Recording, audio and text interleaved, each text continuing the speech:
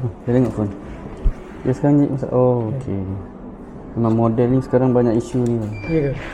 Boleh tengok tak? Boleh? Kalau macam ni